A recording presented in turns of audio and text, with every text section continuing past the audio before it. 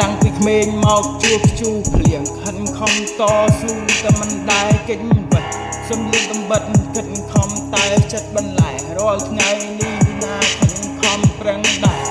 តែវានៅក្រធ្វើមិនដេញខ្លួនមិនទាន់ល្អ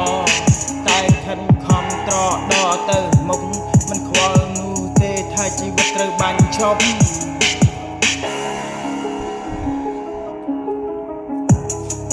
ប្រឹងប្រែងដើម្បីជីវិតមិនគិតថាថ្ងៃយប់ឲ្យតែប្រឹងឲ្យបានរស់នៅរាល់ថ្ងៃកើតមកជាអ្នកក្រតែមិនមានបញ្ហាខិតខំត្រដកតស៊ូក្នុងជីវិតព្រោះពុកម្ដាយបានបង្កើតជីវិតឲ្យហើយខិតខំតស៊ូមានចម្លើយជីវិត